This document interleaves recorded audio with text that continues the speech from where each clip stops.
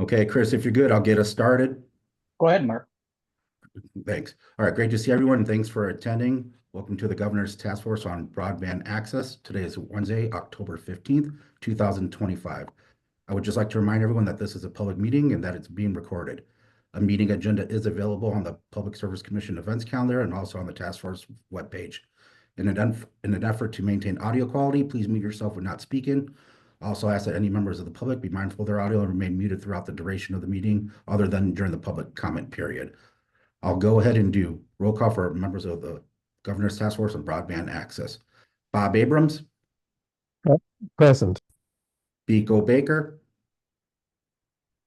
Kwame Barnes, Marta Bechtel. Here. Thank you, Marta. Brittany Byer. Here. All right, you made it from taking the dogs out. Sal Carranza. Here. Lori Collins. Here. Angie Dickinson, Emily Dittmar, and Russ Falkenberg. All three let me know that they wouldn't be in attendance. Chris Herjong. Gail Hike. Here. Thank you. Barbara Koldos. Chris Meyer. Here. State Senator Mark Liner staff. Jose Martinez. State Representative Mersauer staff. State Senator Radcliffe for staff. State Senator Path for staff. Mike Rave. Rachel Shumlin. I'm here. Thank you, Rachel. Steve Schneider. He let me know he'll be running late. Michelle Schuler let me know she wouldn't be able to attend. Brett Schuppner. Josh Shell. Here. Thank you, Josh. Chet Streeb. State Representative Udell. And Chad Young. Here. Thank you, Chad. I do not believe I missed anyone, but if I did, could you please let me know now? All right. All right, Chris, is it okay if I go into public comment? Yep, absolutely. All right, thanks. Now is the time where we will allow for public comment. This is the sole opportunity for members of the public to make a comment during this meeting. Members of the public may soon unmute and make a public comment, should they desire. I do ask that the public comment remain brief and also pertain to the subject of broadband access. You may also utilize the chat function in Zoom to let us know you would like to make a public comment as well. I will ask for public comment now. Second call for public comment. And last call for public comment. Hearing none, as a note, written public comment is also accepted on an ongoing basis. We have directions on how to do so on our task force webpage, along with other information like meeting agendas, recordings, and updates. I will hand it back to Chris to lead us through the rest of the agenda. Chris? Sounds good. Thank you, Mark. So we've got a full agenda for you today. We're going to kick off some PSC updates. I'll hand it over to Rory here in just a second. We're going to have a presentation. Then we've got Brian Gochi with us to talk about some work with the Lacta Flammable Band of Lake Superior Chippewa broadband development. And then we're going to have a lot of time for a group discussion with some work that the Public Service Commission has put together over the last few weeks for us. And then we'll wrap up with some next steps. So with that, I will hand it over to Rory to kick us off with PSC updates. Thanks, Chris. And actually, I'll introduce Matt Marcus. He's going to do our first couple slides here. So Matt, I will pass it to you. Great. Thanks, Rory. Yeah, so we're just going to give a quick update starting with BEAD. So I'll say this at least 3 times. Our awards are currently preliminary and we're still in the process of queuing with NTIA, but we have a pretty good idea of where it seems like the dust is going to settle. And here is a table that gives a broad overview of the breakdown by technology, the count of BSLs, broadband serviceable locations, and that percentage. And you can see here that top line is fiber, 76%, fixed wireless, just around 10%, low Earth orbiting satellite, around 14%, and then just a small fraction of a percentage of mixed, which is a hybrid of fiber and fixed wireless for those projects. And this is as of October 14th. And as I said previously, these are preliminary. And here's a little bit more detailed breakdown by entity awarded. And you can see here the count of CAIs in that first column, then the count of BSLs, the match funds committed to by the entity, and then the BEAD award amounts. And this is, as I was saying, the most up-to-date our most recent data posting was with the final proposal, but since then we've done hearing and negotiations. So this is a little bit tighter view of that. And I think Rory has a few more tables to share after this. This is all Alyssa from here. Well, All right. all right, it's me. Thanks. And so I just wanted to share a few of the things that got our numbers different. So if you were following from kind of the beginning and where we ended up, there's been some different things that have happened with NTIA. Some of them are in like the broadband industry papers, but we wanted to share them with the task force. And so one of the things that NTIA in the policy notice that came out in the summer is they indicated that they basically had the opportunity or the right to reject projects that they deemed the cost to be excessive. And I'll be a little frank, in the writing of this in the policy notice, they called out locations in Nevada that had per passing costs exceeding $100,000. And so largely, I don't think Wisconsin was expecting this cure. This cure did come to every state, though, that submitted their proposal. And so on September 18th, Wisconsin received a curing notice from NTIA about projects that have excessive cost. And so we were told that the threshold for our state, and I will say this was a different number for each state. So each state has their own number, but the Wisconsin number is $12,500 per passing. And so if we had a project that was what's called like 65% of the threshold, we had to write some cost justification to NTIA. If we had projects that were in this 12,500 to 14,000, we had to basically go back to who was preliminarily awarded that and ask them to get their cost below that 12,500. And if they were either unable or refused, or their project was over 14,000, we had to best and final offer all applicants. And so we had some churn on our costs related to this cure. We also now have 22 of our projects, which isn't very many projects, but 185 million. These are some of our more expensive projects. Basically with NTIA and this excessive cost review category. And so we don't exactly know, but we want to sort of flag this for folks, and particularly folks who are out there talking about broadband, about this is kind of the area that we're expecting the most possible change is around these costs. We worked carefully with applicants to try to get costs and follow the instructions from NTIA pretty carefully, but now they're in this basically review process with NTIA if our justifications were sufficient, if the best and final offer process worked. In some cases, there was nobody else, so we couldn't really what's called BAFO it out. We were, I don't want to say stuck, but the winner was the winner at the high cost because they were the only entity willing to do it.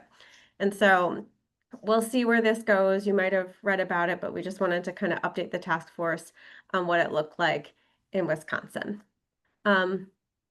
We also thought, just because I think we're not competitive in our office, but Wisconsin's the best, that folks in the task force might be a little bit interested in kind of where Wisconsin compares to other states in the whole BEAD program.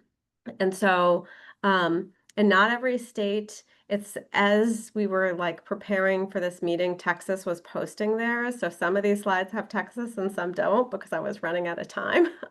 So this one does not have Texas, but another slide does have Texas. So Texas is so not everybody has submitted their final proposal quite yet. But Wisconsin's cost per location is 16th out of 51. So we're relatively, we're in the bottom half of cost per location, which I think puts our state in a good place to be approved as a state. Can go to the next slide. Oh, I should say Wes Robinson made these charts. He's an analyst out of Texas, and he will go and he made these charts and gave me permission to use them. And I'll get to the question right at the end, if that's all right. The other thing that we talk about, particularly because we've talked at the task force, is about kind of the underspent funds. And so for the underspent funds, Wisconsin, we're basically in the top 10 for utilizing our BEAD funds for broadband deployment. So I think, there's a pressure to get the bargain and make sort of the best use of those public dollars, but there is also for us to spend as much money as possible on actual broadband deployment. That's the goal, is to get the folks in Wisconsin the best possible broadband at the bargain that the federal government wants. And so Wisconsin's 9th out of 51 utilizing, it's actually a little higher than this now, but basically 66-67% of our BEAD funds. And so you see some states that right now are intending to that have a lot of underspending, and that's where we're still waiting on guidance. So how those funds can be spent is really, or if they'll be clawed back, is really still unknown. So that's where Wisconsin ranks for utilization for deployment. And then this one is just the mix of technologies. And so I know when we did our last presentation, we talked a little bit about, hey, had we been in kind of the prior BEAD before the policy notice, we were looking at somewhere between like 93 and 95% fiber. And that was, largely aligned with task force recommendations. And with the new policy notice, there was a push towards a different mix. Wisconsin, as Matt went over this already, 50 or 76% fiber, 10% fixed wireless, 14% low Earth orbit satellite. We're 19th out of 52 for the higher, for percentages of fiber. We have, Wisconsin is 4th highest for the number of locations that were actually BEAD eligible in the end. And so that's a kind of big change. When we initially did the BEAD allocations and the money was allocated, Wisconsin was 19th in the nation, but in the end, after the way unlicensed fixed wireless and unforceable funding commitments with ARPA and other things happened in states, Wisconsin has the 4th highest number of locations that will get BEAD funding in the country. And of that, we're 3rd highest in the country for number of fiber passings that we'll be building with BEAD dollars. And so that's 134,000 locations, but there's only Michigan and Missouri that exceed that. California might when they're filing, but we're really high for the actual number of construction passings in our state. We're 9th for fixed wireless, and we're 11th for low Earth orbit satellite. So, we're doing a lot of the construction work for BEAD is happening in the state of Wisconsin, which is both exciting and intimidating. And then finally, I just did one last slide. You can go to the last one. We just tried to show you Wisconsin with just, we had some discussion in our office about what's in the Midwest. But so here's a sort of a group of states that seems a little bit more fair. It's not always fair to compare Colorado and Rhode Island and Wisconsin in the same chart. We're pretty different states, or compare Alaska with anybody. But this is kind of just where Wisconsin looks when you do like Iowa, Illinois, Indiana, Michigan, Missouri. And so you can see we're very middle, like we're below the average cost of Midwest states. We're higher for our utilization of funding, and we're basically smack in the middle for percentage of fiber. So kind of a nice result, but I know sometimes hearing the result just for your state is one thing, but it's interesting to know kind of in the whole program across the nation, where does Wisconsin fit? And so we just wanted to share just a little bit more insight into kind of the numbers and the rankings and the measures, because you can sort of hear how you're doing in a bubble, but it's sometimes useful to see it within the entire within the entire state, or within the entire nation, and then within the Midwest.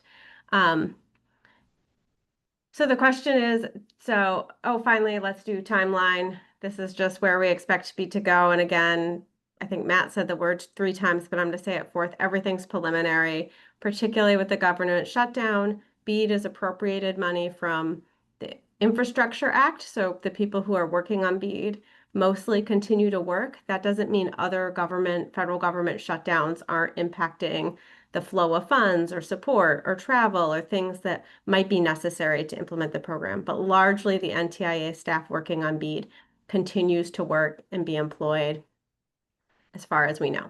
So again, our review should be going through December. We would hope to be working on getting grant agreements and actually executed contracts December, January, February with entities.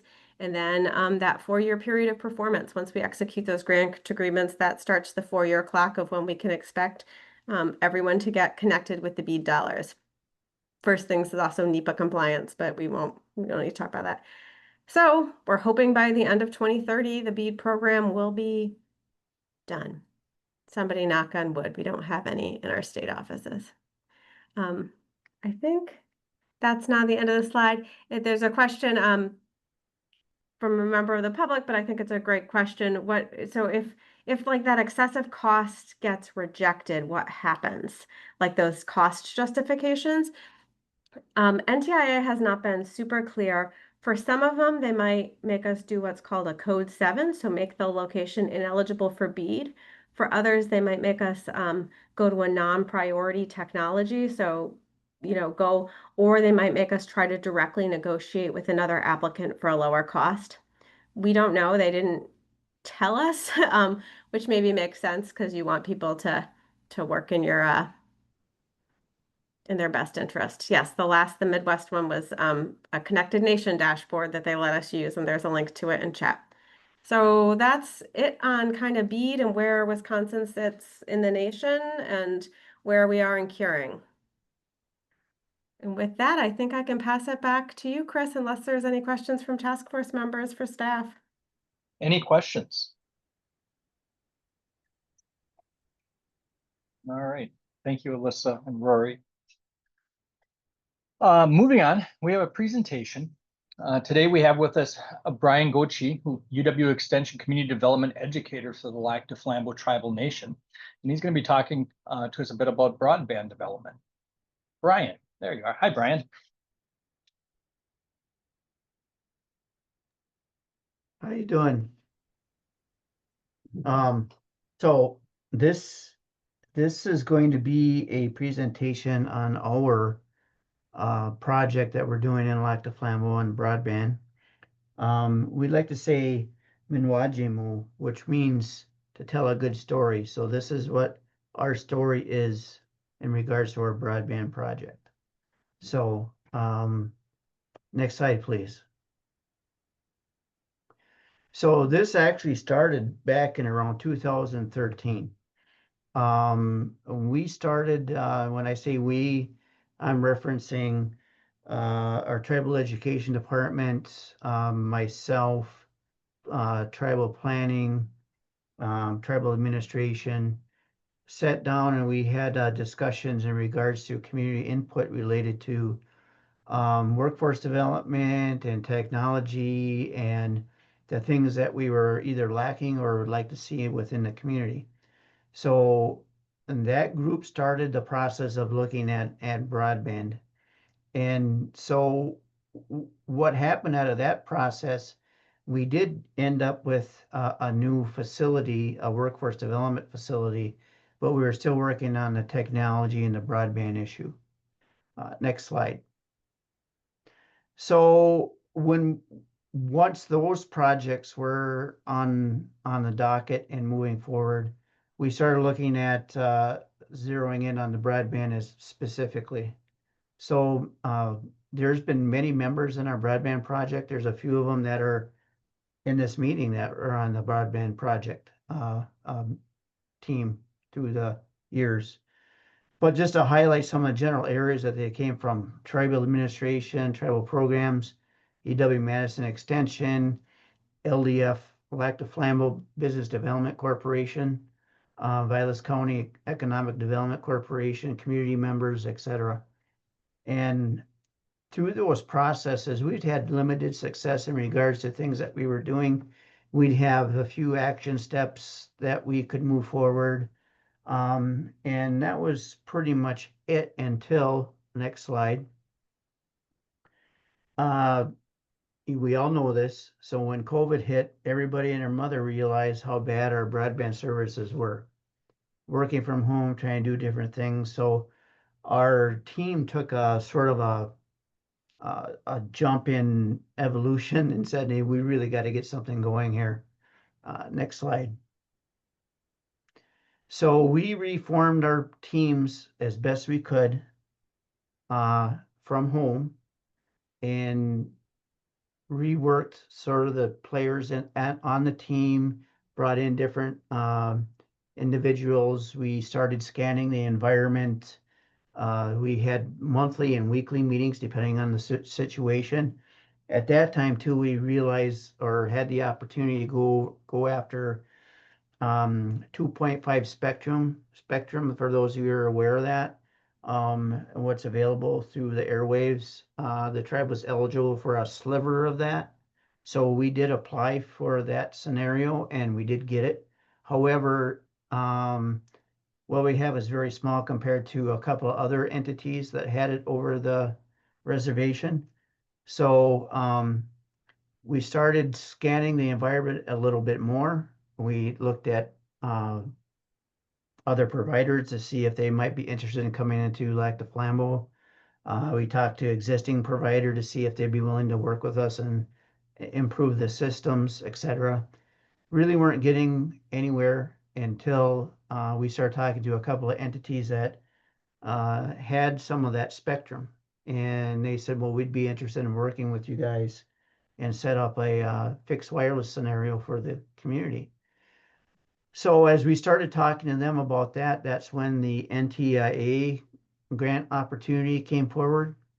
So we started working on that as a group, and we put a lot of time and effort into that and developed a plan and how it was going to be laid out, even where the towers were going to go, etc. And getting ready for this grant opportunity. And all of a sudden, the other individuals decided to pull out of the project. And they didn't really give us a good explanation why. But here we're sitting out about 2 weeks before the grant application has to go in.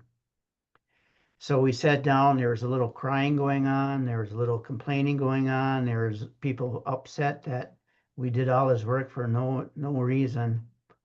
And as we're sitting down and talking through it, a few of us on the team said, well, why do we have to go with fixed wireless anyway? Why don't we go with something else? So next slide, please. So being that the tribe spectrum wasn't sufficient enough to do anything at the time, we focused on fiber to the home. Now you have to picture, we didn't have a lot of time to sit down and analyze and engineer and cost analyze what this was going to cost us. So it's me and a few other guys sitting in my office trying to do our best guess based on information we're getting from people willing to give us some data to work around with. Okay. So part of the issue was when we were doing this is what to do in regards to how is this going to operate to begin with once it's in the ground if we were successful. So we went back to our tribal council, we sat down and we talked to them about this, and we came up with the idea that we just need to become our own telecom and owned by the tribe and move this thing forward. Now, there are some people that when we started it said there's no way this is going to work. You don't have all the data you need, you don't have all the information you need, all these things. But we did it anyway. There's a little bit, again, of crying and upset and just not a good situation during those 2 weeks. However, next slide, please. We were successful in 2022 to September 1, 2022, we did receive a NTIA grant for tribal broadband connectivity, and we focused on a middle mile, the fiber to the home, and a network operating center, allowing us to become our own telecom. That middle mile comes from Fifield, Wisconsin, which is about 37 miles from here, and comes into Lac du Flambeau up D over to the new network operating center off of Thoroughfare Road. The fiber to the home part of the project is just about complete under the focus points that we had for that particular construction. We had 3 phases of construction, the first phase, second phase, and a third phase. And the first phase was around the what I would call the urban area of Lac du Flambeau. And then you can envision going out a little bit further from there. And then it just so happens, even though I'm one of the lead team members on this project, I'm in the third phase. I don't know how the heck I got into the third phase, but you would think I'd have been in the first phase, but that's another story. But anyway, we're almost 100% complete with the third phase also. So the network operating center is done. We have, next slide, please. So this is the location of the network operating center where it's going to be during a groundbreaking ceremony. Next slide. This is Alexco. They were a contractor, and this is just an image of them throughout the community over a tree having off a Moss Lake, doing construction by our Eller facility. Next slide. This is, I believe this is called a vacuum machine. Brings up the fiber. You guys probably know more about this than I do. Next slide. And they're pulling fiber. This is right off Highway 47. Next slide. And this is where the initial picture for the groundbreaking was. This is the building. It is completed. The next slide. The name of the company is Eighth Fire Communication, by the way. This is an image of the inside of the facility. Next slide. Again, it's different angle, but the servers, etc. And it also has the maintenance room and offices in the facility. Next slide. So even though we were successful with that grant, that was a $25,660,167.93 grant, 93-cent grant. Because of the cost, and by the time we started the project and by the time the environmental was done, prices for materials skyrocketed, so we weren't able to do everything we were hoping to do under that grant. So we did apply for under a phase 2 plan of ours for PSC funding, BEAD funding, and we're one of those preliminary BEAD projects that we're just talked about with Alyssa. So that's where it is. We're 100% owned by the tribe, and that's kind of where things are at right now. We're very proud of that project. We did it. We'll be closing that grant project out probably end of December. So it'll be 100% done and moving forward on other things. So, any questions? What questions do we have for Brian? No, just congratulations to being able to pull this off with such little time. That's great thinking and great commitment from the, people in the community. And that's great. Congratulations. I appreciate that. Brian, you want to tell them a little bit about hiring folks and how you started to employ folks from within the tribe? Yeah, so we did a RFP for the construction of the project. However, whenever we do any construction project, we have a mandate to request a tribal employment plan from the contractor. So in that plan, they have an obligation to hire tribal employees, a tribal member for employees. And actually, Electrical, the company that was involved in this, are very good about doing that. And they reached out, they went to extremes to find people to work with them, and they've hired people. And actually, as they were hiring those individuals, they were training them as they went, along with other training avenues. And some of those individuals then became Eighth Fire employees while they were hiring others. So there was almost like a built-in training mechanism for tribal members for this process.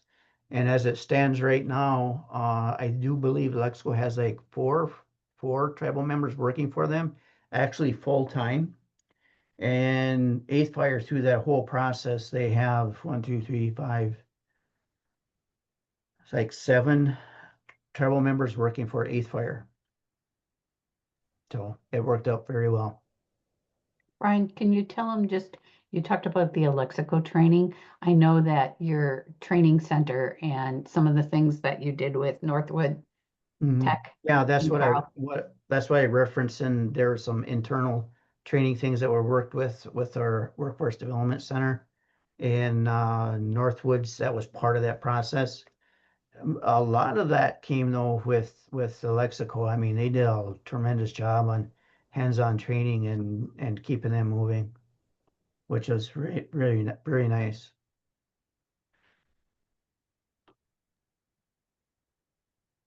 Any other questions for Brian? Yeah, Brian, it's Mark. I know you guys had to go through some permitting process with the BIA, your internal permitting processes, and then probably county process. You want to talk a little bit how you went about that and timelines and difficulties with obtaining permits Yeah. and right of ways and NEPA? County we didn't have to do anything, but the BIA we had to do right away and easements, if you will. Most of the construction was in the road right of ways, so that went fairly smoothly. And where we ran into problems, however, was during construction where it came up to where individuals, even the town of Lac du Flambeau, because we were checkerboard reservation, thought that was a town road, and you find out that it's actually not a road at all. It's somebody's private drive, and there is no easement. And then you have a person that doesn't want the project at all at the beginning, and you can't get back to the other people because they're not allowing you to move forward. So we ran into situations like that became an issue. But as far as the environmental process, it's probably one of the most intense environmental processes I've ever been involved with, and I've been involved with several. And that was a 400-page document that we submitted to them. Luckily, the engineer under Lexico was very good at that. He did like 90% of the work. We had a little bit to do here locally. But yeah, it wasn't as bad as we thought it was going to be, but we did run into that one stumbling block in some areas.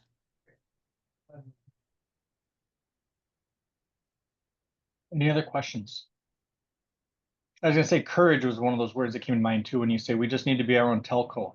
Commit and figure it out as you go. That's courageous. Yeah, and we're actually pretty good at that up here. I guess it's not our first trial and error kind of thing, but we again have been very fortunate. Brittany's been involved, Gail's been involved, and there's just a lot of team effort in this. If we don't know an answer to something, we figure it out, or we get a hold of somebody that does, and we just keep plugging away. And I think for me, I'm LDF Ojibwa, and my kids live here. They're raising their kids here. And I think this is one of those legacy things that you can look back on and say, we did something that people did not think we could pull off. Mhm. And we did.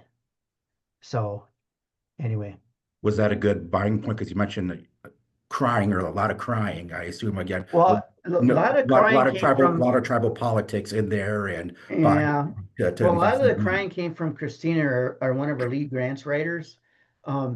And because she's very meticulous, and we did not have a lot of the data that we needed to really, what we thought would be successful.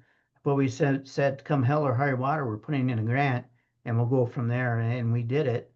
And it was just a lot of working 8, 9 o'clock at night, trying to get the thing done so we could get it in the door in time.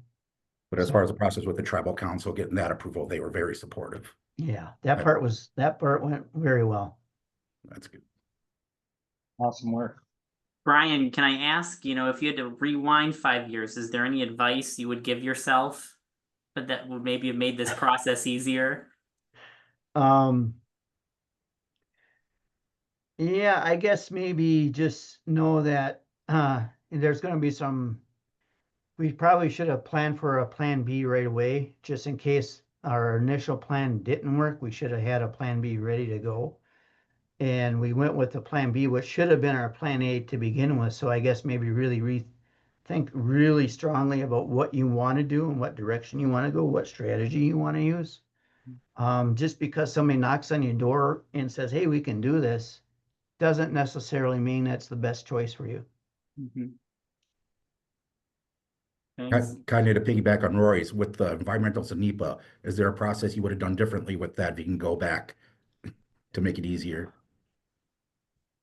Well, I guess for us, the thing that dragged it out is the process of, we had to work with a consultant that NTIA hired. So they did a check-in as we were going.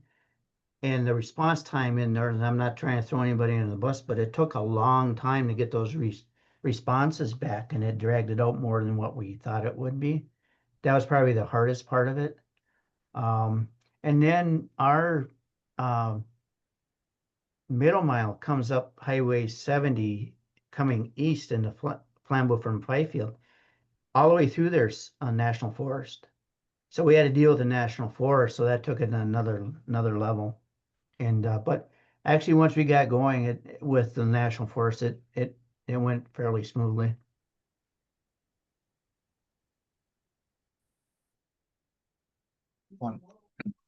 Well, thank you for the presentation today, Brian. We really appreciate it.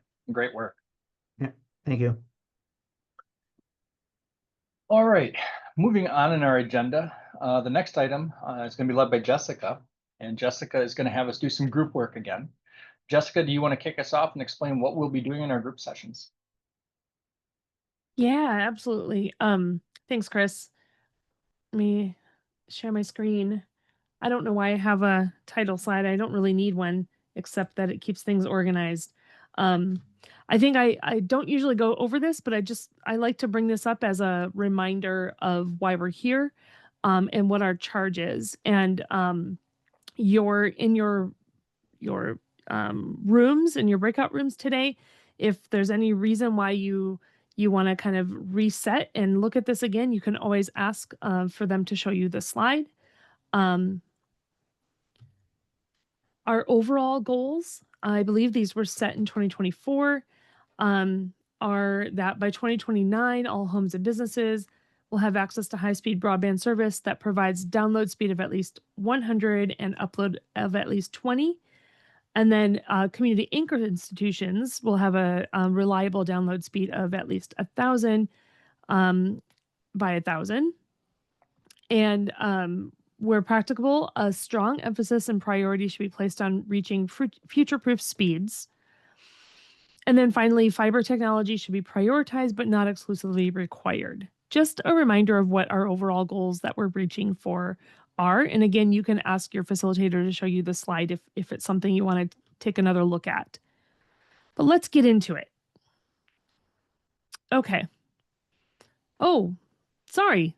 We're not getting into it yet. This is Mark. Mark's going to share about, unless you wanted me to share this, Mark, but this is kind of your gig, about some accomplishments, because you guys have done a lot of work over the last few years, and we wanted to start really kicking back what those accomplishments have been, the things you've achieved. So go ahead, Mark.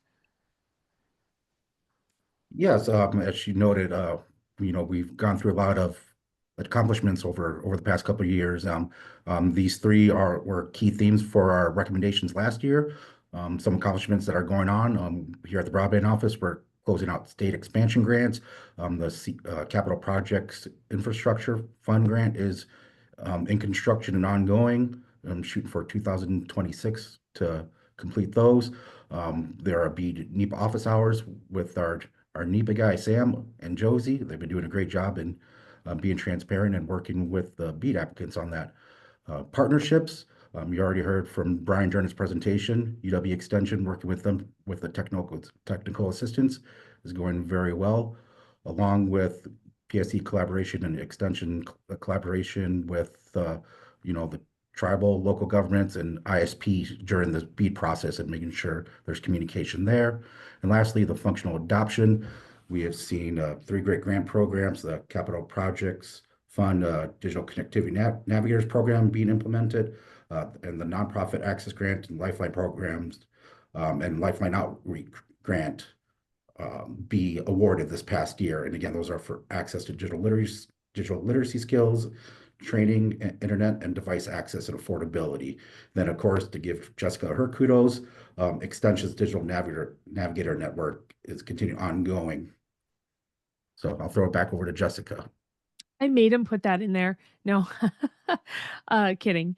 And really the credit on that goes to the whole team. Thanks, Mark. There's really, it's our plan to kind of continue reminding you of some of the accomplishments that have been, the things that we've achieved as a group. So, but what we're going to focus on today is which broadband priorities should be front and center as Wisconsin works to expand access and impact. This is really about clarity, direction, and surfacing what matters the most. Based on all of the input at our last meeting, you guys did a lot of brainstorm work at the last meeting. You actually came up with 36 core ideas from the discussions at the last meeting. I've taken them and I've arranged them into 5 major themes. All of the ideas have been captured, and there are some slides that if you ask your facilitators to take a peek at them, it'll show all of the different individual ideas by theme, so that you can kind of get a sense for what I put in there. And don't worry, there will be time after today to continue to refine, define, and to add to the original 36 core ideas.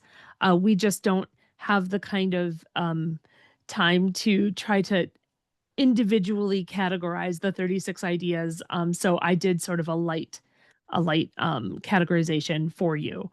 So the 5 themes are digital skills and sustained affordability. So this theme, as you can imagine, focuses on addressing things like cost, expanding digital skills training, and supporting functional usage for all residents. The next one is future-proofing infrastructure and oversight. And this one focused on the comments from the last session that were related to forward-looking speed goals, establishing accountability standards for the infrastructure projects and items like that. The third one, legislative and state funding and policy.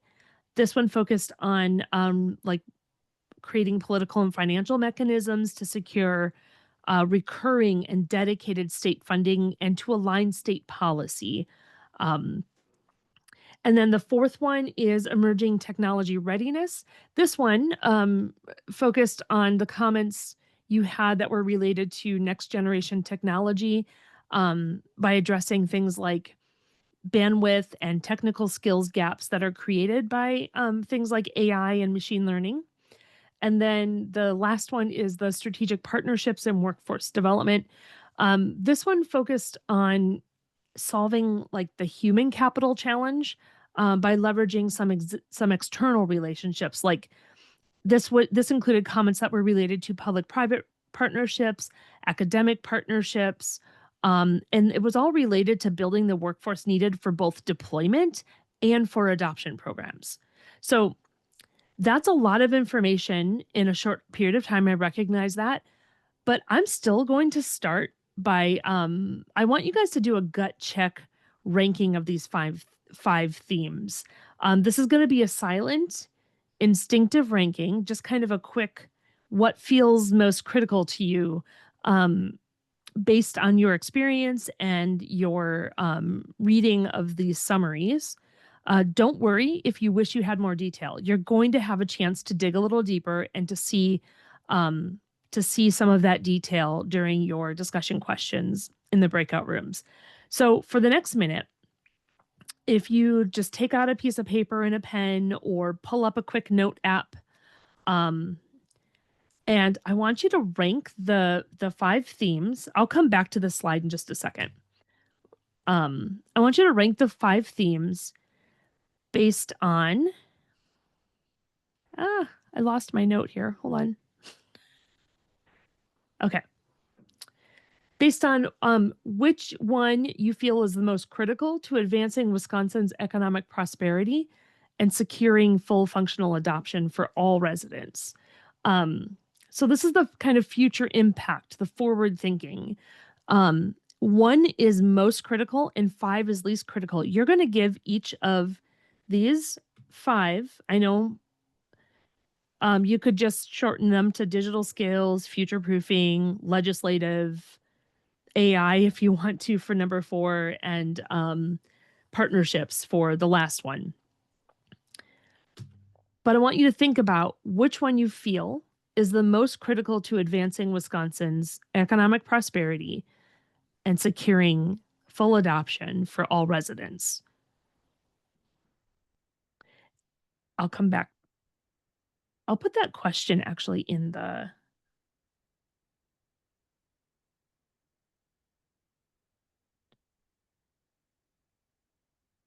and this is a 1, 2, 3, 4, 5 ranking. So each theme should have a number by it, and there should be no ties.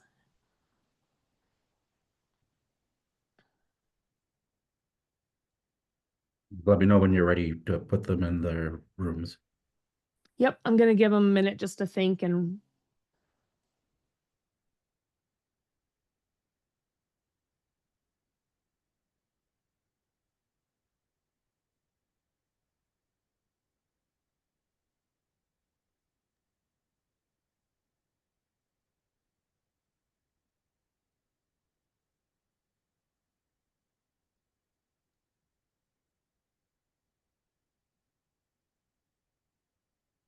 There we go.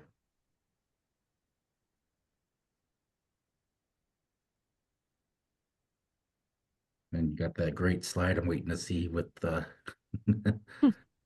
with the metaphor and drawing.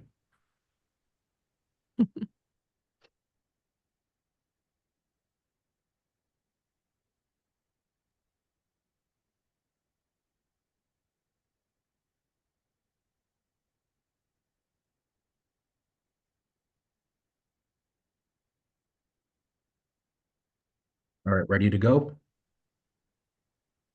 I don't know, those of you who had your cameras on, do you feel like you've had enough time? Okay.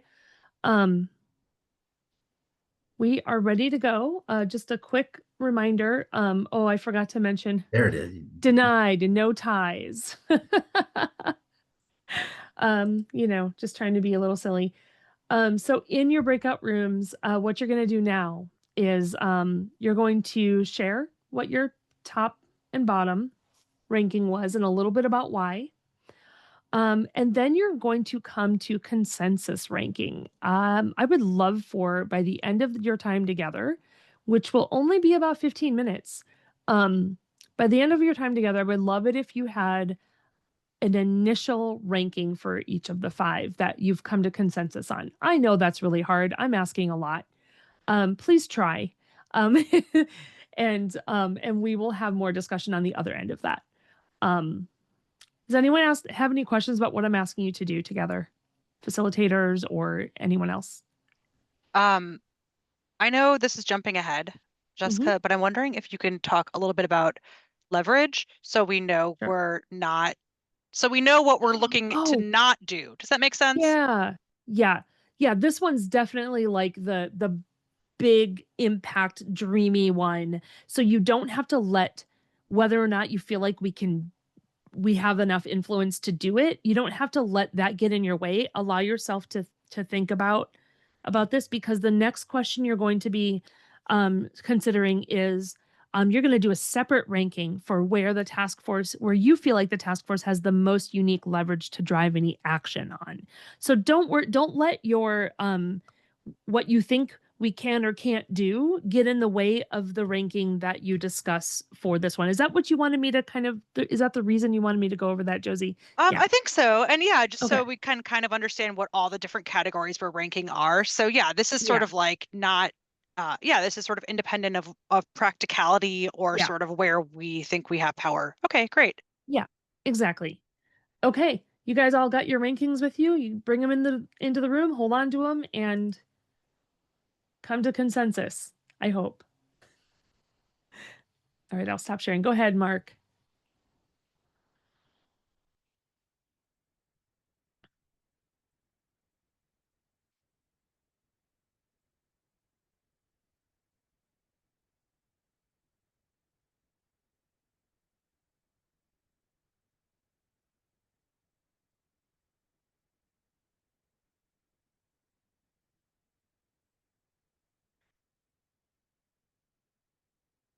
I'll share my screen in a moment. Again, we'll kind of give them a minute to start talking and thinking. Yep, that's always the mindset. Try to get them. Don't even think about the second question. Focus on that first one. Pretend there's no second question. Yes, Yeah. that's kind of, yeah. And it's also good to let them know like that there is a second question. And so they can let themselves be free to think big on that first question.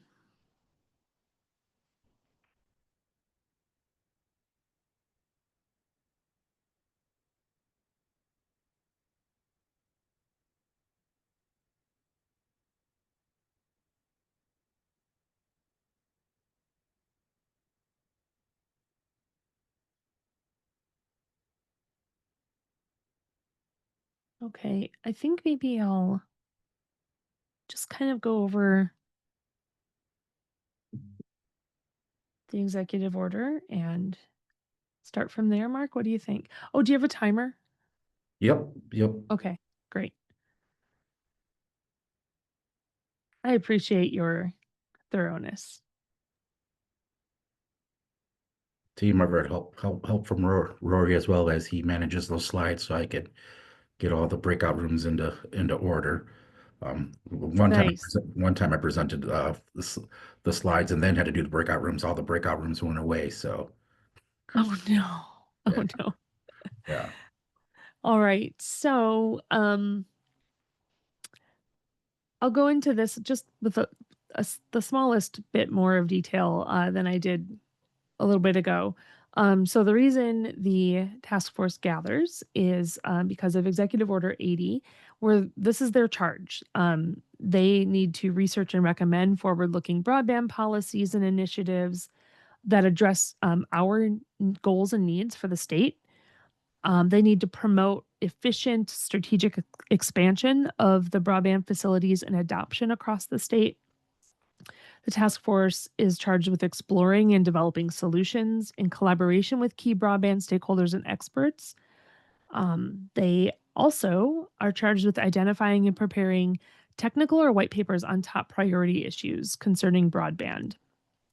And then the really long one is they are charged with reporting to the governor and legislature annually by June 30th on all of those little subpoints that you see there. That I won't read through. I don't want to bore anyone Yep. on No this. worries.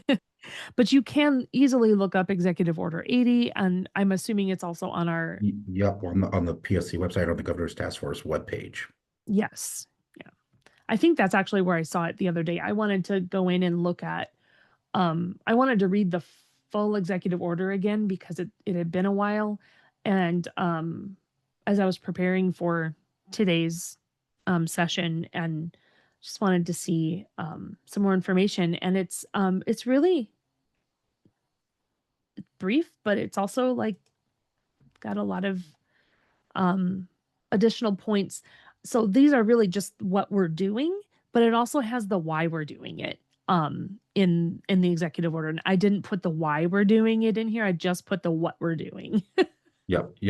Like you said, brief. I think it's one page, maybe two, and but then again, not a lot of content or too much content to put in a slide. Right. I don't even think it's quite a full 2 pages. It's yeah. And that includes like a signature line.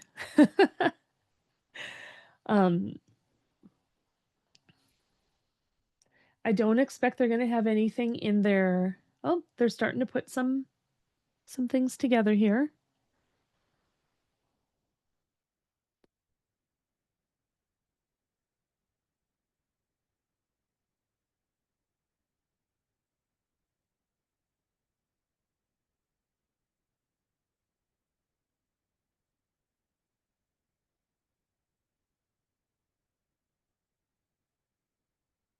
Oh, we don't have room 3. That's right. Well, this will be easy to bounce back and forth. Yep. Let's see. They got some ranks in there. No notes. Surprising. Well, either room 1 is coming is going through a very fast consensus and they're all in agreement, or this is just sort of the first person talking and they're taking notes from that person.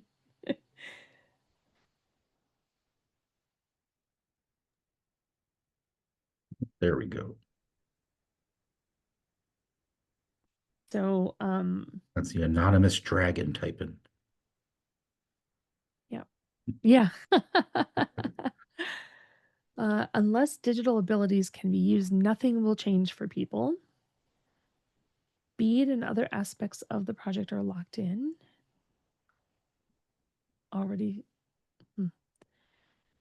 Will need to be additional funding for digital skills and serve locations. Oh, yeah, serving locations that Bead misses.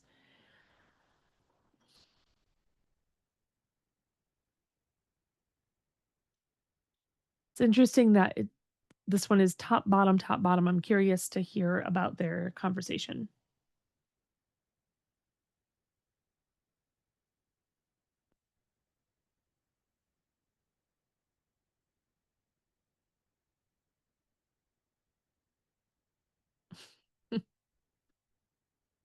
Is the setup you have, or is that how the program comes where they again it said anonymous dragon typing instead of the person with that setup?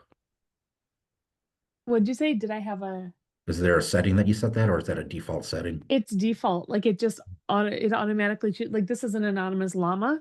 We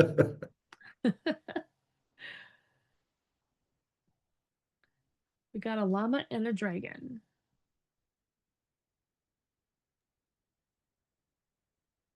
You got Brittany in room 1 talking. This is probably from Brittany. Then you got Josh Shell in room 2. Oh, now Bob in room 2 conversing. I forgot how helpful that was last time.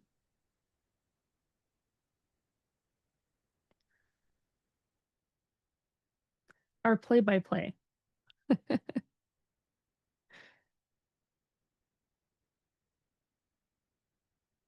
Without workforce, there can't be execution. A lot of crossover with Governor's Task Force on AI and the Broadband Task Force. Yeah. Are there ever joint meetings? Like, I know that we've had presentations, but I wonder if there's ever, I don't know about task forces, whether they ever have joint meetings. We have never had a joint meeting with them other than inviting them to speak. Okay.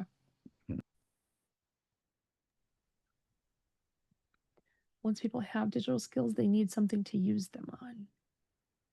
I also believe they don't regularly meet anymore since they completed their report. Okay. Again, part of their executive order of being a task force. Okay. Oh, this has changed. I think 4 was originally where 5 is, and they flipped them. Oh, it's changing again. What we like, said.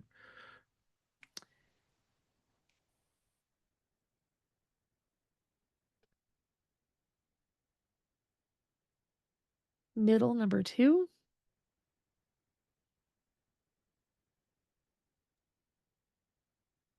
Chad is speaking right now, so these are probably his thoughts. Oh, great.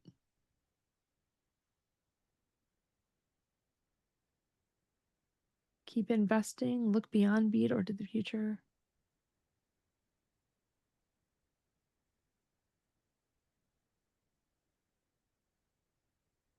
Mm.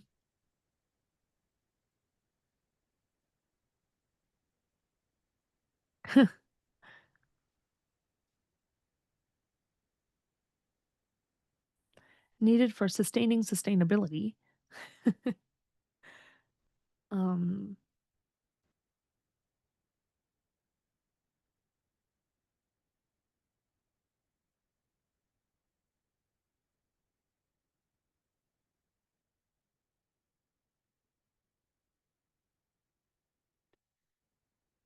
I wonder if room 1 has come to consensus already. That is a possibility. I mean, it's possible that when people did their gut check, Yeah. that it looked like they came up with like the future-proofing infrastructure and oversight as number 1 pretty quickly. And it's very possible that like everyone but one, or pretty much everyone, said that that was the thing that was going to have the biggest future impact for us. So a lot of times number 1 and number 5 are a little easier to kind of, you know, come up with and Right. figure out. It's the middling ones that can cause a little more Exactly. discussion. And sometimes it's the number 1 and number 5 that causes more discussion, and people have less concern over what's 2, 3, and 4. Yeah.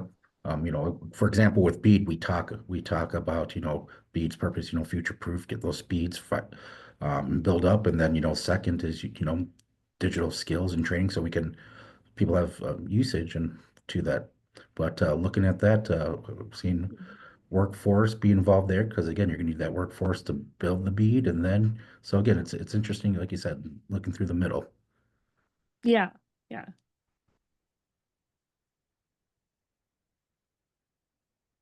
Are there some folks who are still kind of chatting in room 1? Yep. You got Josie and Sal in room 1, and then Chad in room 2. Okay. Just checking, because if they're done, I wanted to let them know, like, Yeah. they can come Yeah, back anytime they want. They got 3 minutes left. Oh, okay. Good. So again, Should we give them a warning? they'll be fine. Again, we're looking good on time, and They'll be yeah, fine. yeah. I like it.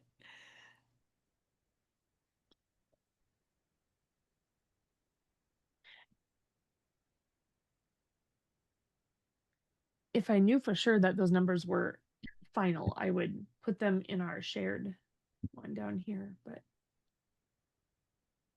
I'm just gonna wait a minute. Oops.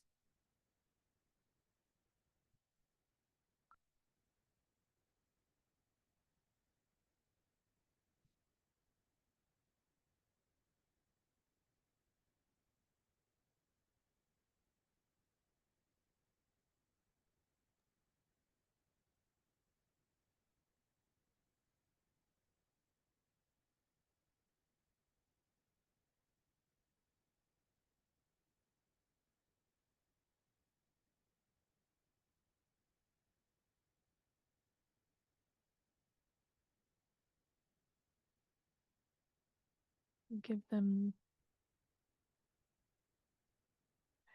I know those two in their notes were both listed as possible number 2s. So they're probably trying to figure out which one's a 2 and which one's a 3. Oh yeah, But they look pretty confident on their number Yeah. 1.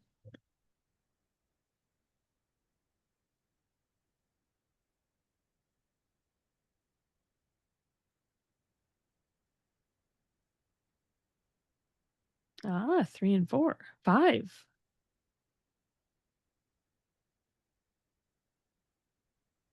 Preliminary. Yeah. Oh,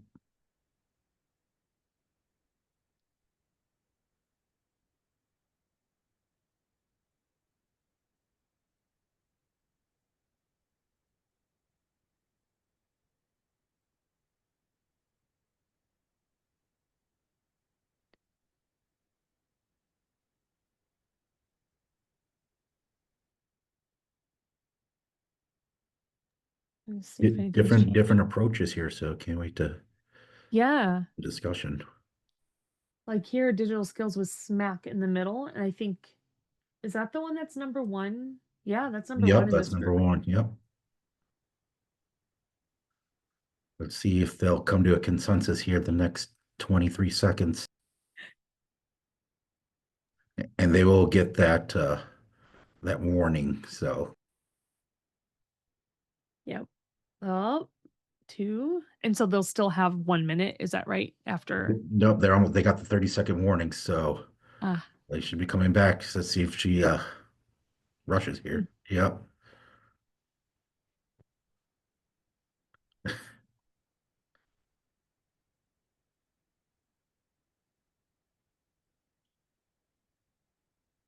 Here they come. Welcome back. Yep, 15 seconds. So they get that additional 30 seconds.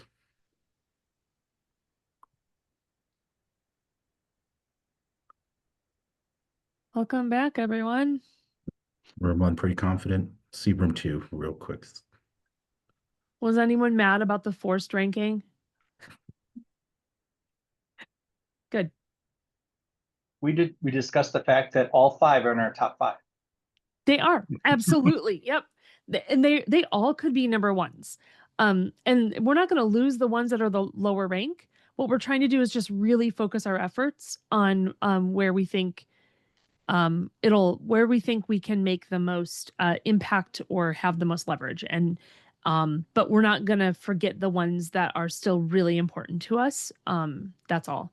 This is really about trying to focus our efforts over the next coming months. So okay. Room one, you guys want to share a little bit about your discussion and how you guys ranked and what your thinking was? I can share unless someone else wants to. Me? Okay. Um, yeah, we just kind of said, you know, infrastructure we still believe is number one, most important, um, followed closely by emerging technology.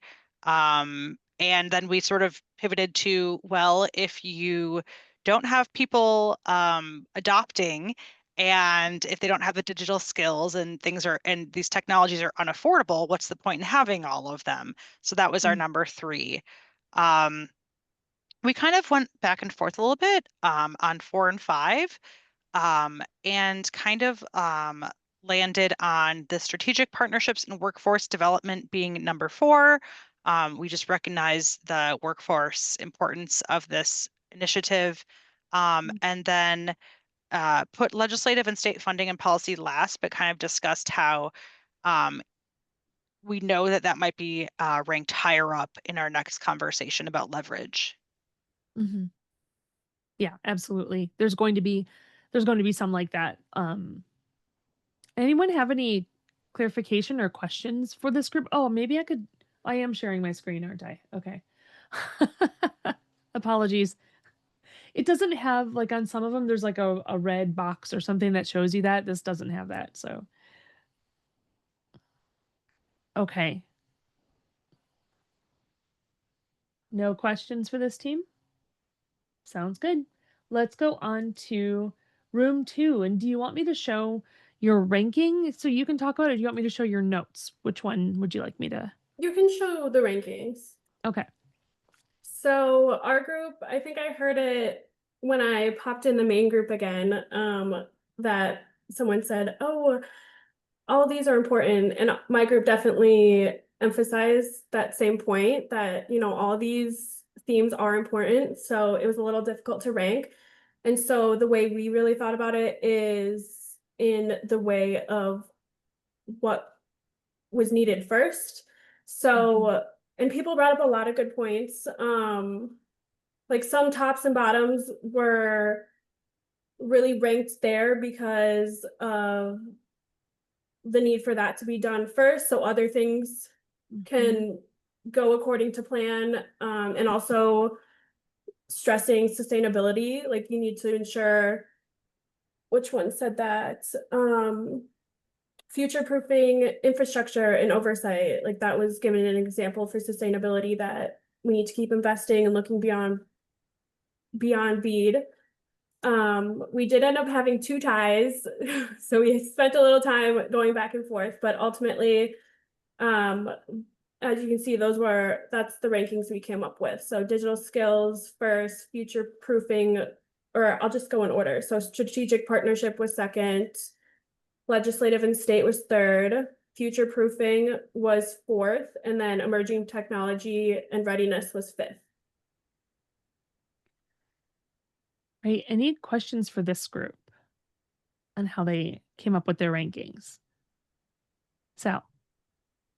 Just why do you put future proof if you have a second? What in our group we consider that unless we future proof and keep up with emerging technology, in particular emerging technology in the future proofing, whatever else we do is not going to be able to be sustained because the technology is going so fast that everything else that we do might be already obsolete if we don't keep an eye on what we need to do to make sure as possible that we're prepared for where the technology is going. So that's why we put it at the top.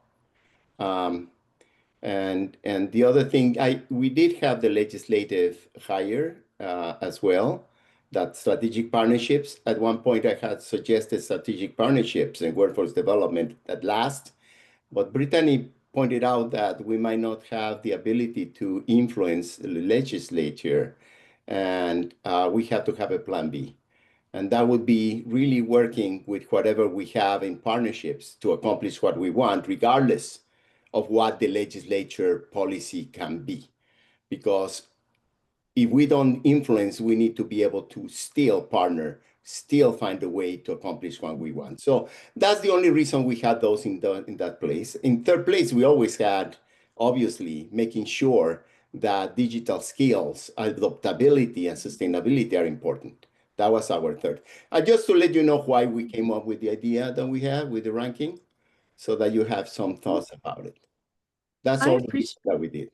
Yeah, I appreciate that, Sal, and I'd love to hear from room two. Sarah, you did a great summary, and a respond to Sal's comments. If anyone has one, please do.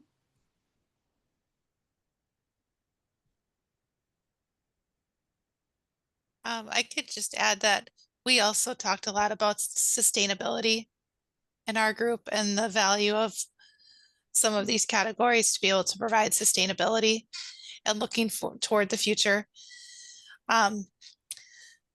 One question was in regarding the emerging technologies. When you described that category, Jessica, you said AI specifically, and As one of there's the there's an AI governor's task force for AI. So what would that overlap be, or what would be different between the broadband task force and the AI task force related to that?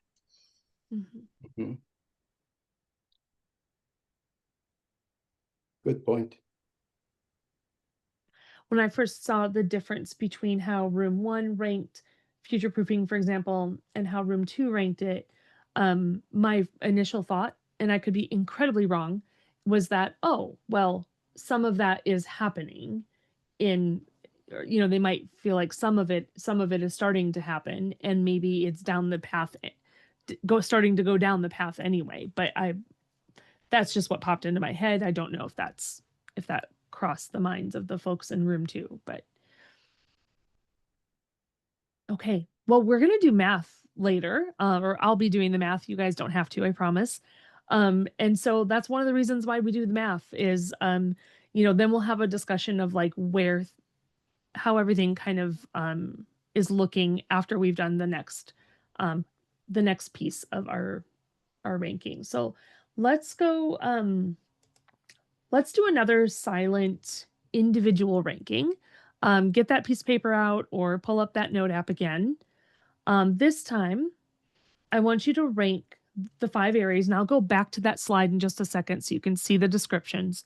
But I want you to rank them this time on where you feel the task force has the most unique leverage to drive action, given our current expertise, the stakeholder network, and our mandate, our charge to make recommendations. So where does the task force have the most unique leverage to drive action? I'll put this in the chat too.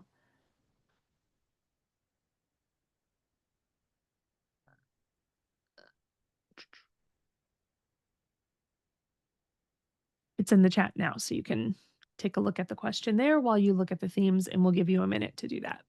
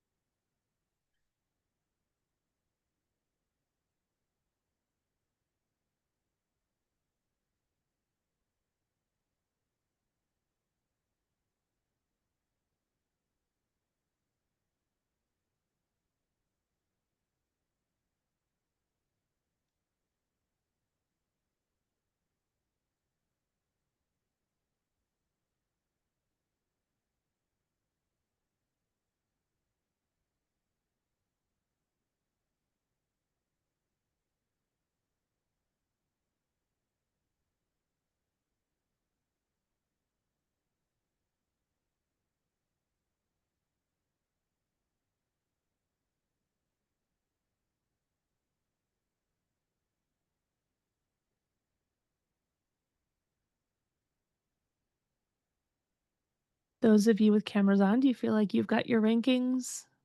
Me a little thumbs up, or I see heads nodding. Okay. Hopefully everyone else feels the same way, because Mark, I think you can put them in the breakout rooms. See you guys in 15 and a half minutes.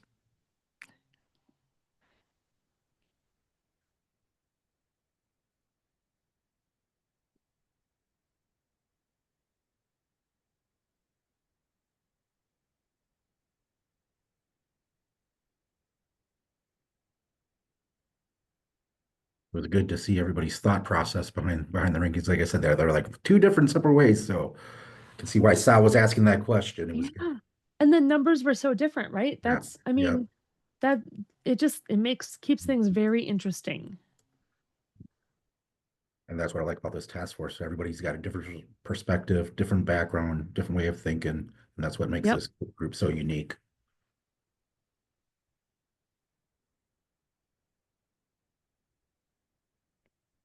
It's okay. I'll lose the color. I'll not worry about I it. see the different colors. I couldn't tell you what color they are, but I see they're all different. They're orange and purple in different shades of orange and purple in honor of Halloween. Yeah. Okay. Yeah, I saw one of your notes earlier. You said orange. I'm like, what's orange? Yep, sorry about that. I thought orange was supposed to be one of the color blind friendly colors, but maybe not. This is purple as well, orange and purple.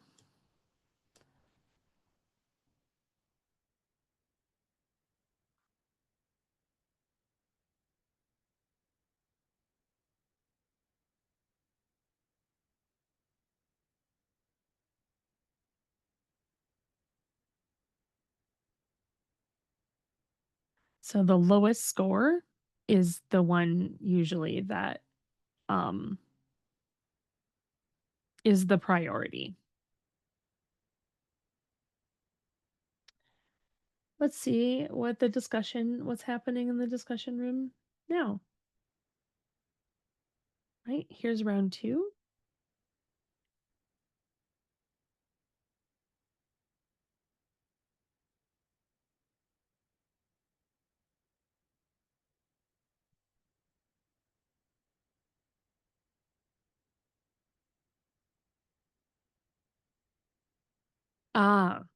It's a note, I think, about how they ranked, right? Because this one said that they ranked the training and development higher, partly because it was easier to implement.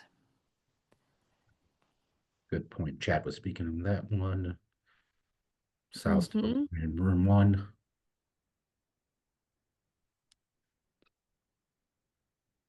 They are talking, right, in room 1. Yep. Okay. Gail's speaking right now in room 2. Lori in room 1.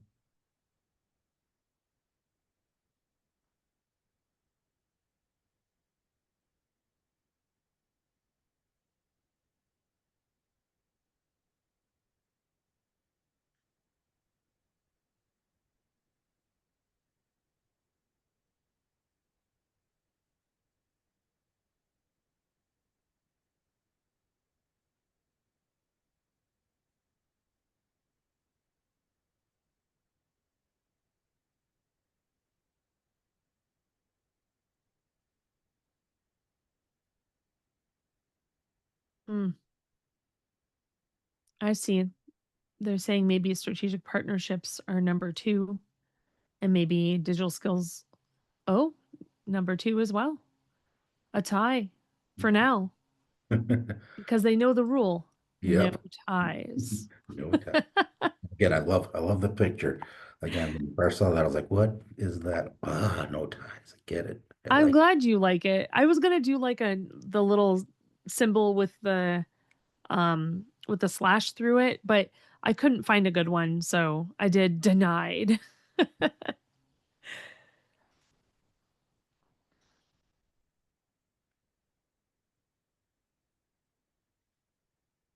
never a bad thing to inject a little bit of humor the into extension a folks public are meeting, right? yep. The extension folks are talking in room 1 and room 2, both of them. Oh,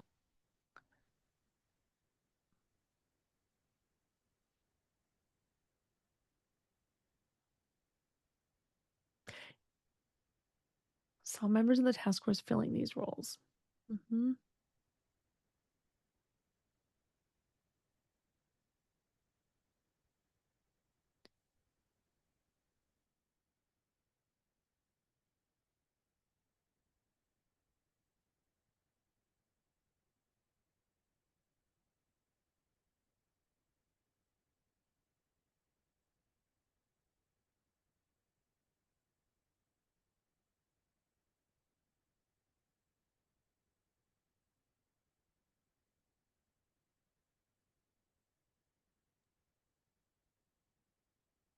Ooh, Brittany's still going. Room one. Is room one writing anything? No, not yet. Oh, they will. Oh, for sure. Is that Josie's room one? I think. Yeah, she's pretty. Yep. She'll get them on task, and they are on task. That Yep, we want them Josie's to. talking right now, so she's. Yep. We want them to have conversation. Yep. Oh, this one has 2 number 2s and 2 number 3s. Rachel is Oh. speaking room 2 right now, so. Looks like emerging technology readiness is bottom.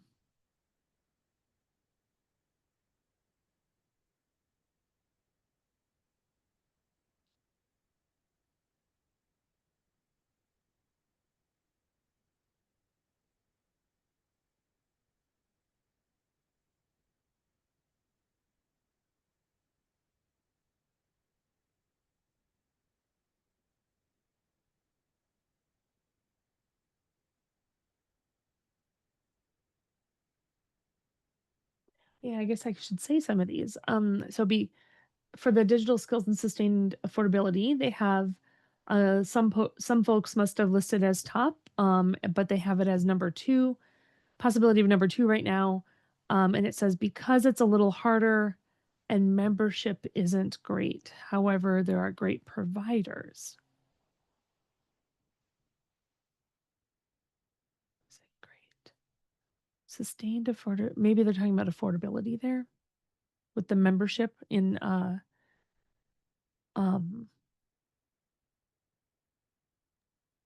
ETC. Lifeline.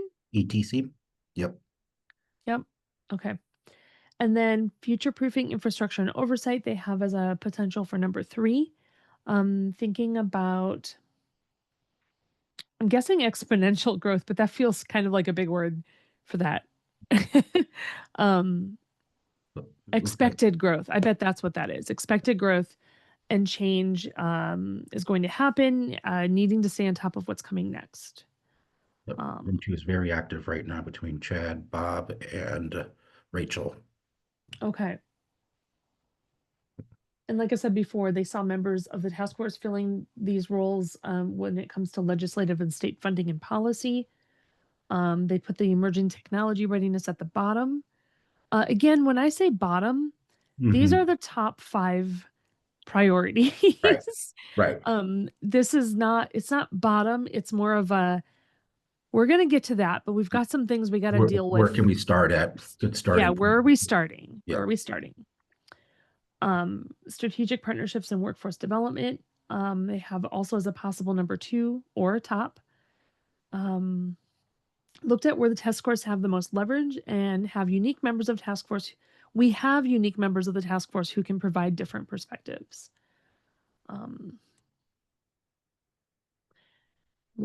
So they're just debating between their 2 top. Which one's going to be the top? We've got both facilitators talking right now, so they're in there facilitating their way to. All right. How much time is left? Just under 6 minutes. Oh, that's good. They'll have a chance now to just kind of ask, okay, are we really good with this ranking? Or they can come back a little early. I'm guessing they're take the entire time. Yeah. Seeing the color again, seeing the 1 or 2. Mm-hmm.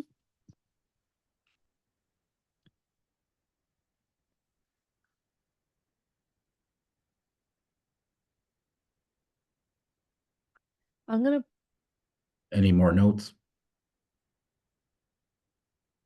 just checking. It looks like they maybe are shifting things around a little bit. Oh, they got a winner. Who's the winner? Strategic partnerships and workforce development, Oh, and here we go. interchangeable with strategic partnerships.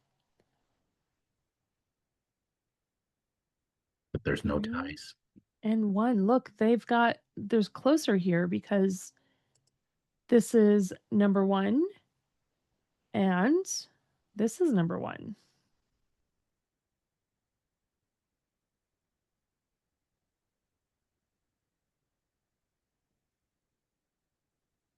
One, 2, let's see, they've got 1, 3. Okay. 2 is legislative on that side. Mm-hmm. So they have legislative and digital skills switched around.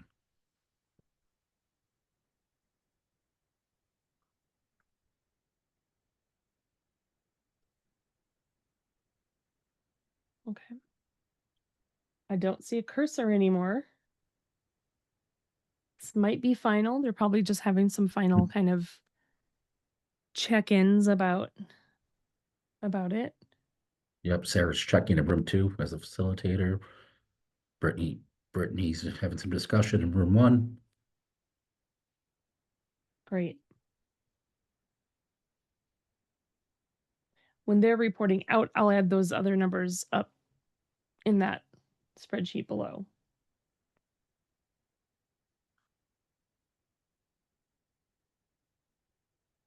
And we're doing good on time. Good.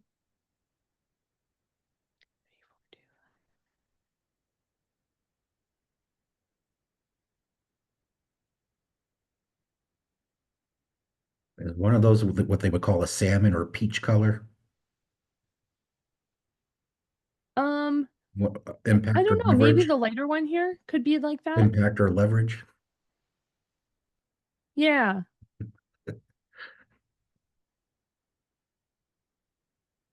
Oops.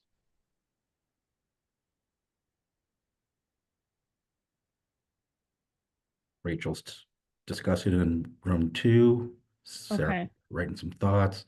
Lori's talking in room 1. These might change. I'll check them before. They're coming up on the 2-minute warning.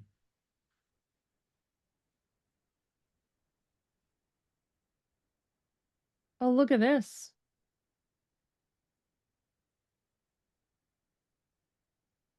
One, this, and this one too. This was a pretty universal. The only difference is digital skills and legislative and state funding policy, but they're very close because they're a 2 or a 3. I'm gonna double check the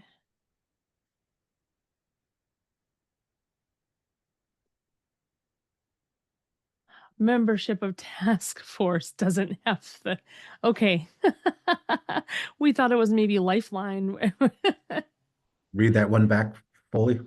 Yeah, okay, so for digital skills and sustained affordability, their ranking explanation is that because it's a little harder than their number 1 ranking, which is the partnerships, and the membership of the task force doesn't have the most leverage. So there's more leverage in the partnerships, which is the number 1 ranking. However, great providers. 34251. I'm just double checking that those didn't change. 34251. Okay. And 24351. Yep. Now, since they're still in their rooms, I'm gonna add up. I'll have to re-add if I have to. 5, 8,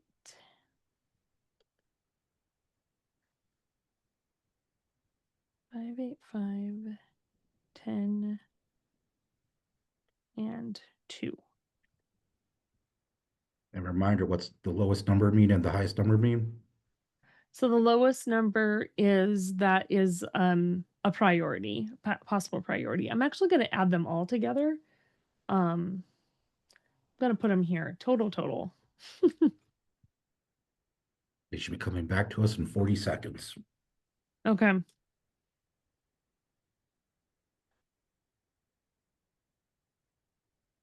Oops. There's a tie. I said no ties. So, Gonna have to fix that. yeah. And if you want to fix that in open discussion, we got time.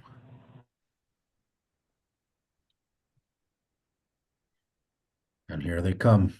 All right, let's go back here. And they're back. So go ahead, Jessica. Welcome back, everyone. So how did that go? Should we start with room 2 this time? Put them on the spot first, or is Yeah. room? Oh, Mark's like, yep, let's do it. Sarah, you are up. Okay, so room 2, again, everything was considered important. It is. But leverage wise, people really considered what they thought one theme would be harder compared to others, and really looked at membership versus partnership and how maybe membership of task force doesn't have the most leverage compared to partnerships. However, there's great providers. And then they really thought about growth and changes that were going to happen, and like considering what theme would help people stay on top of what's coming next. And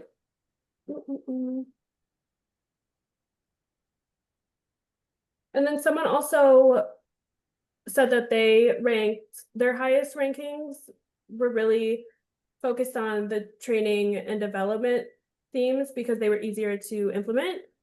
Mm-hmm. So we only had one tie this round, and they were the highlighted pink ones. Yeah. And in the end, we decided that strategic partnership was number 1, digital skills was number 2, but it really is interchangeable with strategic partnership. It was kind of just a decision-making point that it was put as number 2. And then legislative and state funding and policy was number 3, future proofing number 4, and then emerging technology was number 5. Great. Thank you so much, Sarah. Does anyone have questions about the room 2 rankings or any clarification you'd like? I mean, your rankings were almost identical in this one, so.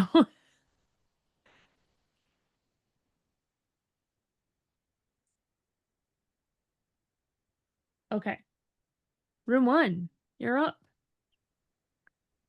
Okay, yeah, I think that we just felt like strategic partnerships and workforce development is an area that we have a lot of leverage or influence in. Kind of the same with legislative and state funding and policy. PSC is a funder. We have a lot of members of the legislature that are involved in this group. We put digital skills and sustained affordability as number 3 because, a lot of the organizations that are part of this group do work on those digital skills issues and have some sway over affordability. And then closer to the bottom of the list were the future proofing of infrastructure and oversight and emerging technology readiness. And there was a great point made that there is a AI task force that's kind of looking at a lot of emerging tech on their own. So maybe that's not something that this group needs to focus on as much. Would anyone else like to chime in? I'll just add, we had at the very end, we had some conversations about the limitations of our leverage at the moment, and even though that might be the case, there are some points inside of this that are really important. We spent a couple of minutes talking about how important affordability is. And it is not an easy thing to solve, and how beneficial ACP was.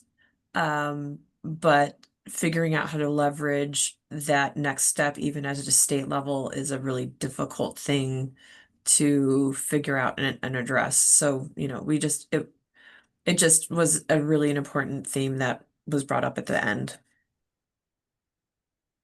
Definitely. Thank you, Brittany. Yeah, thank you for sharing that. Let's take a look at everything side by side now. So first, before we kick off this discussion, I just have to say that I can't emphasize enough how bad I am at making tables look nice. So that's aside. Imagine. Yeah. Let's take a look then at the ranking side by side. So we had room 1 and room 2. And you know, we know that when we talked about our first rankings for the first question related to impact, that there was quite a big variation between how some of those were ranked. Leverage was almost identical. In fact, it was identical except for the numbers 2 and 3 for both of you. When you add them up, because theoretically you add this up and the lowest score would have the lowest score then would be, your top priority if life was simple, but it's not. This is just our starting point for having the conversation of where we want to go. This kind of was meant to help us take a look at where those gaps are, and are the risks worth the reward? You know, do we want to go for a high impact, but one that we have less leverage in? That's totally okay, but let's talk about that first. So first, what I found, when you look at just impact, the one that has sort of the highest priority based on adding up the simple numbers is digital skills and sustained affordability, followed by future-proofing infrastructure and oversight, and then strategic partnerships and workforce development. When you look at leverage, the highest priority there, based on the simple adding up of the numbers, is the strategic partnerships and workforce development, and then digital skills and sustained affordability is tied with legislative and state funding and policy. I said no ties, but in the totals, there can be ties. So we have some gaps here in what we thought would be, you know, first, second, or third. Maybe I should say which rank, right? So this is first, second,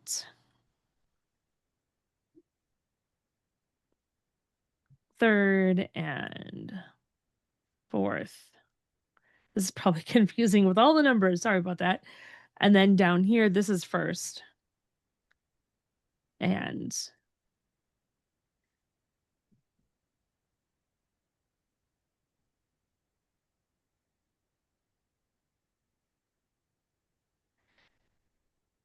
so let's take a look at that.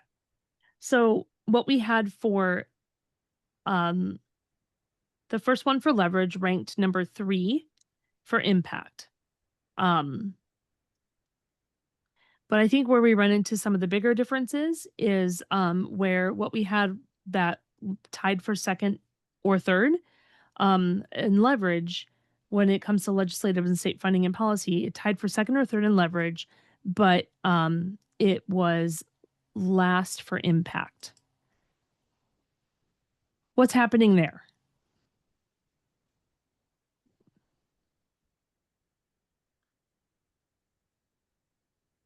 I can say from our conversation about impact, it felt like I just had it and then it kind of fell apart. We felt like the report and what we could say we ranked it on the importance of what needs to be done right now. And we felt like influencing the legislature was last in the ranking of what to do now. And I think that is such an interesting thing when we're writing the report for the legislature, when you really think about it. Mm-hmm. Mm-hmm. Well, do Brittany, we have anything analytically that shows whether or not we have impressed the legislature through the work of this group? I'm not saying we have or haven't. I'm just looking for anybody else who might have a stronger feeling about it. we get the acknowledgement from the governor on our work. Mhm, And that's then, of it. course, the legislatures that are part of this group. Mhm. Brittany, to your guys' thoughts with the legislature, has that have to do anything with budgets already being set for the next couple of years? I'm other people can chime in definitely, but I think we were, noting, what our priorities, like we want to really keep an eye on the good work that's being done for building the infrastructure and keep a sharp eye on that, right? Like there's things that we want to note. And it just in that conversation was like, well, these are so important. And then the legislature falls to the bottom because there's so much work that has to happen. Mhm. Thank you. I had another one I wanted to bring up, and that's the one where the strategic partnerships and workforce development. For leverage, it was ranked number 1. For impact, it was ranked number 3. And, given that it's only a 5-point scale, that's kind of a big jump. So what's happening there?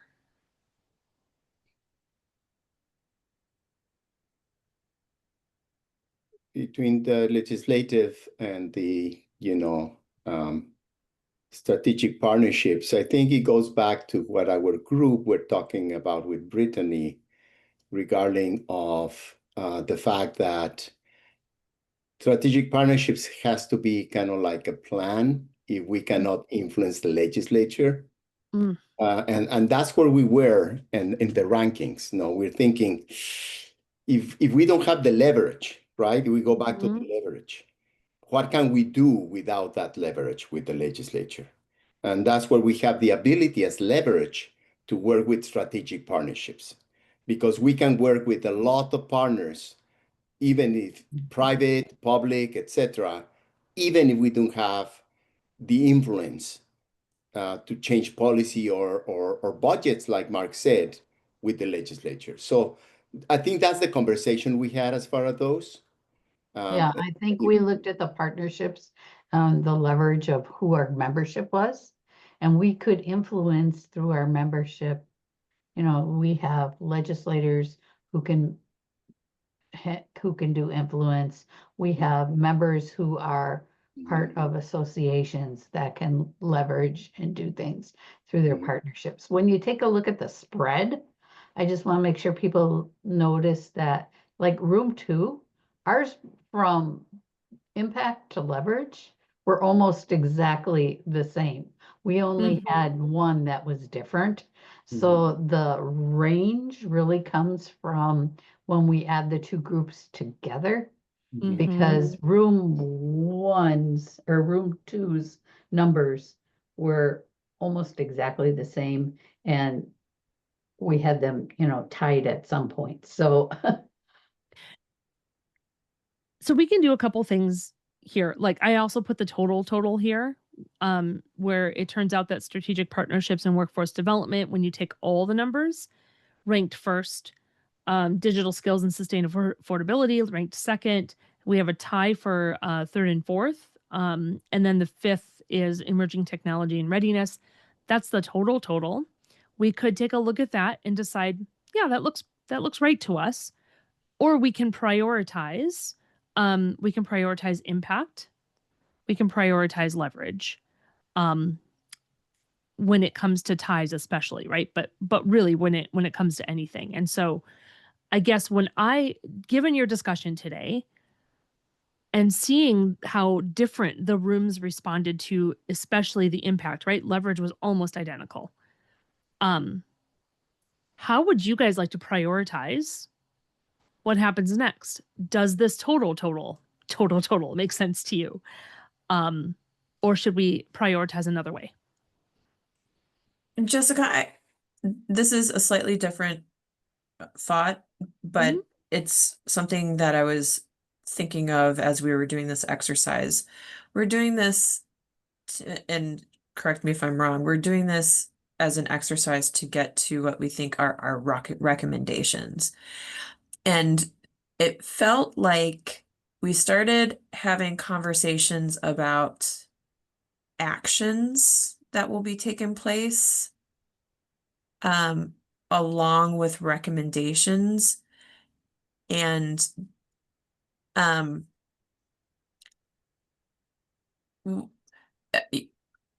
there, I would say there's a feeling of the task force work as completely getting to these recommendations, but on the back burner, it almost feels as if there could be more discussions about those strategic partnerships that could be formulated from these really invested individuals who are part of the task force. And how do we move towards recommendations, but also how do we move towards the strategic partnerships and in real life actions that could be fostered by this group? Yeah, and we have a little more time like than we had last year for us to like really get to those conversations. And I agree with you, Brittany. It is about, we do need to get to recommendations, right? That's our task, but this is also about thinking ahead beyond June because, you know, this is, I don't know, and please, someone correct me if I'm wrong. I don't know if this task force will continue beyond there. Is there a chance that it may not? I assume there is. Yeah. Well, I Yeah, think it's yeah. the governor's task force, so it depends on who the governor is and what Right, happens. in right. the election. Exactly. And Yeah. how do we leave the next governor and the next governor's administration with some ideas for what would really propel us forward? I think is also part of what we're trying to get at here. Does that make sense to you all? Sure. Yeah. I just think have a we're thought. moving very fast as we rank them right now, because yeah. remember last year we didn't start meeting until January. Yeah. Now we're only in October and we're whittling down and ranking and figuring, and I know it's where we want to spend our time, but I think for some of them, they're so close that how they Yeah. impact each other. We need to work through some of that. I agree. Yes, I do too. I'm just trying to get it so that in the future we're not coming together like this and then having to go into like, not that we would do this, but 5 different breakouts so that we can work on 5 different things. Let's actually all coalesce around like maybe 1 at a time or 2 at a time rather than trying to. So we are going to be able to do that deeper dive, Gail, and that's what I was just trying to figure out. Where do we start so that we can start with our priorities, and then if we start to come, some of those other priorities will start to get dealt with as we're dealing with our top priority as well. So Yes, by doing this now, this helps us yes. helps us plan for the next meeting on those discussions. Yes. So it's appreciated. Yeah. But I want to get this back to Chris in just a second here, but going back to my question of Brittany, what I heard from you, correct me if I'm wrong, is that it makes sense to you that maybe a strategic partnership showed up as a priority to start with. Because then we could go ahead. Yeah, I guess like I don't question the actual totals. I think that actually is a great way that this ranked voting sorts out. And I'm sure if we had a third group, we would even have more of an ability not to just say that, hey, one group was almost, like almost exactly the same thing with, like impact and leverage, and the other one really made a difference. It would make sense with a third.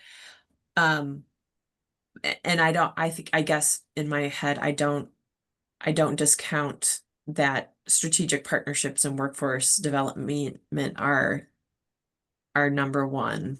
Like that's just the easiest way of saying that. Yeah.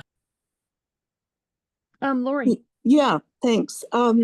I would also like to really come back in the next meeting or two to Bob's comment about what is actually happening with our recommendations. We've been doing this have we given 4 reports now, I think? And so that would help me understand what is our leverage? What are we impacting with the recommendations that we are giving? And I think that would help guide us toward recommending items that are going to have the biggest bang for the buck, so to speak. I want to just mention that my comment earlier was made in the most respectful manner. Totally agree, Bob. Yeah, no, for sure. Yeah. My only last thought, I know we're 5 minutes away, is that the reason that when we were talking about the impact connected to leverage, is if we have leverage on something, it means that impacts, well, I'm using impact again, the recommendations of where we can focus as a recommendation.